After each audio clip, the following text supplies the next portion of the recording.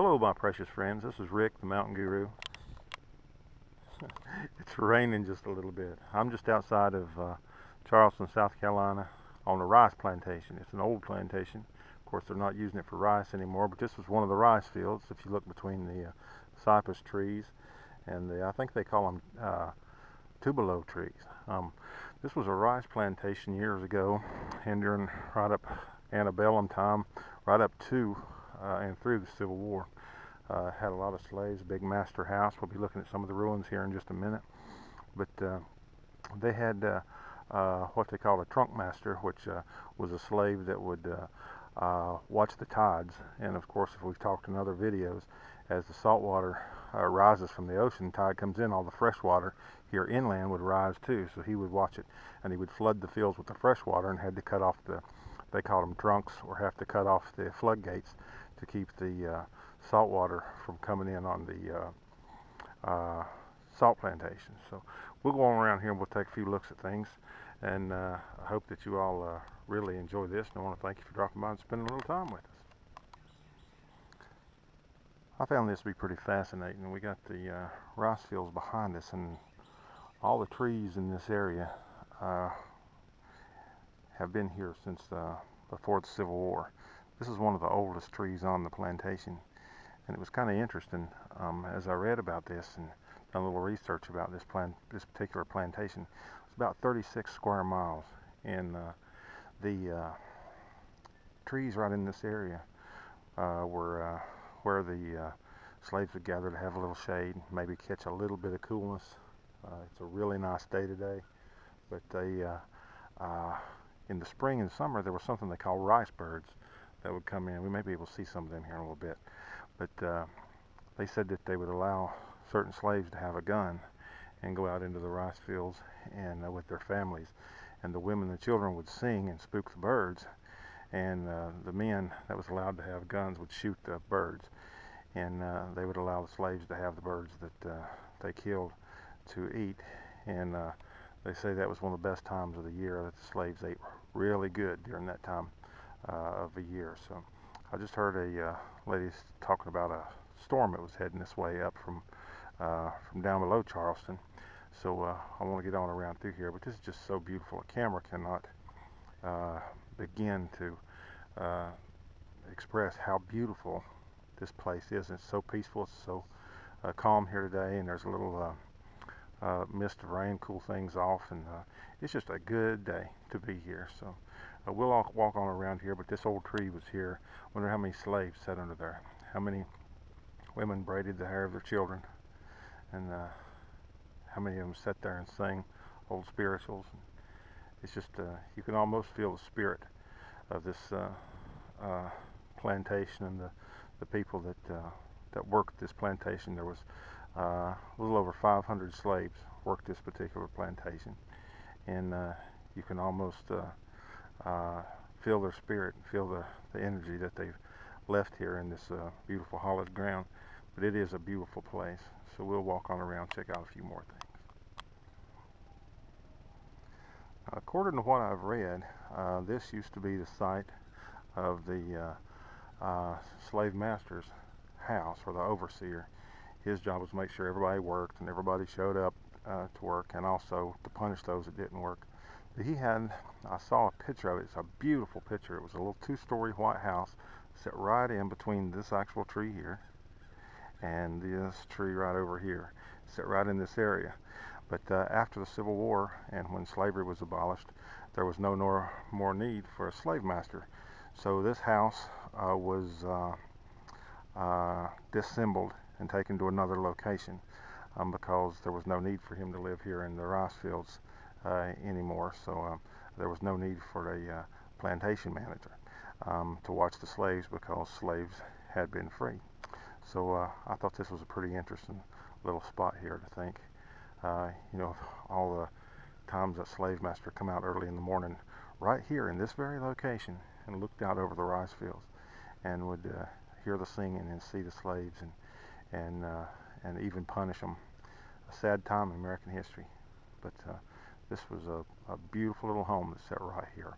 Little white house with shutters, had 4 columns in front of it, really looked like a modern home, but in 1880 it was dismantled and moved to the other side of the plantation. Well, here we are just across the yard really from where the slave master's house was, and this is slave master's kitchen. The brick foundation, as you see there, of course the woodwork is long gone. They've just put part of a structure there to show you, but the kitchen was separate from the house because it kept the house from getting too hot.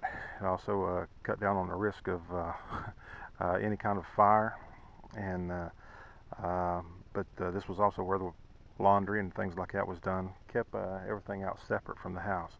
It was really interesting to read about this and learn, how much like Appalachian life that the people that were brought from Africa, and they actually raised rice in Africa. That's one reason that these plantations did so well, because the workers were so experienced when they captured them and brought them over here, or purchased them from the tribe itself in Africa, and would bring them over here.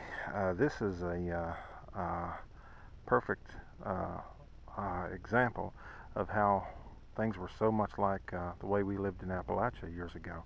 The Gullah Geechee people, even their language is a whole lot like ours.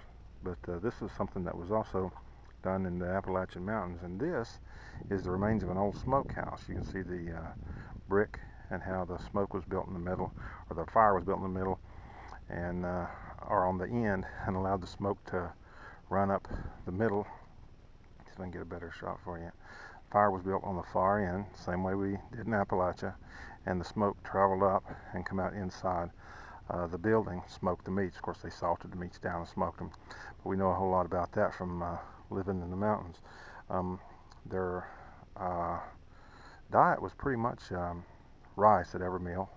Of course, they had breads, but rice was the main starch that they had. They had beef. Pork was a big deal back then, because pork was pretty much what they lived on. They didn't, to my surprise, eat too many chickens or turkeys or fowl or anything like that. But as we was talking about a while ago, that's why it was such a big deal. It was bigger than Christmas when the rice birds come in, and they could start to shoot some of the rice birds, and they would have poultry, because poultry, especially chicken and things like that, was a really big deal, and it wasn't that common. It was salt pork was really popular, and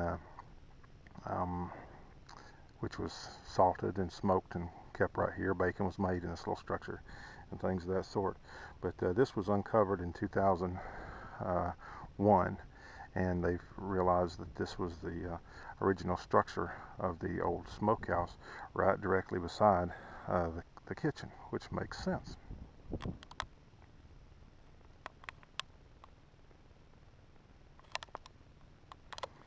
I can't begin to explain to you how big this is. This is an old cypress log that they found. They said that it was approximately 17 feet long, 10 feet in diameter. This was cut down by the slaves about 150 years ago to make the rice fields. They had to cut down all of these big gigantic trees, and this thing is probably 6 feet tall, as tall as I am, and I'm 6'1", and you can still see the actual places where the slaves' axes, so many years ago, cut into this. How long would it take to cut down this tree with an axe? But you can still see where they cut that down, and it's unbelievable to think, that all these hundreds and hundreds of acres were cleared this way. So I just wanted to share this with you out here in the middle of this swamp. This is the side of one of the slave houses. They really call them dependencies rather than a house or a cabin. They didn't have a porch. They just had a few holes cut in the walls for windows, no glass. And it's about a 14 by 16, not as big as some people's living room. And they would place about 6 or 7 feet high. They would place boards across the ceiling, and people would sleep up there. Each one of these had to sleep at least 5 people. And usually, if a baby was born or something, they would have somebody move to another cabin and divide a family. But about 5 people was what slept in one of these little bitty cabins.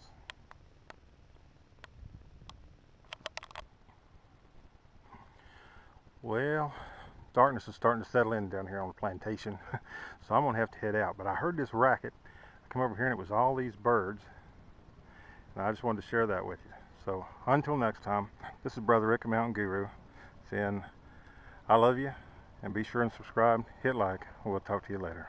Bye.